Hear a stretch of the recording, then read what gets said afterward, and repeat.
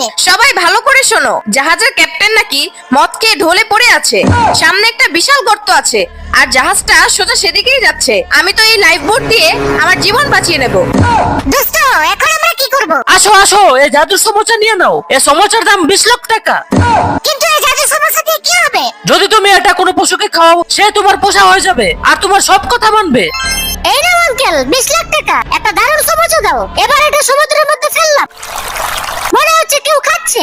বলুন মালিক, কি সেবা করব? আমাকে এখান থেকে তাড়াতাড়ি বের করে নাও। এই নাও আঙ্কেল 20 লাখ টাকা। আমাকেও একটা সমোচা দাও। মনে হচ্ছে কেউ খাচ্ছে। আরে মালিক, আমি আপনার বালু জেলিফিশ। আরে জেলিফিশ, তাহলে আমাকে এখান থেকে তাড়াতাড়ি বের করো।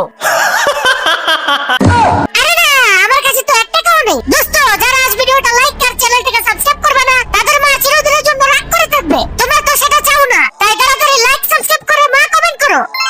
এই নাও বাকরি 20 লাখ টাকা। আঙ্কেল, আমাকে একটা সমস্যা দাও। এই নাও আয়রন ম্যান সমস্যা খাও। স্পাইডারম্যান, আমি আপনার ভালো আয়রন ম্যান। কি হুকুম আছে আমার জন্য? ওরে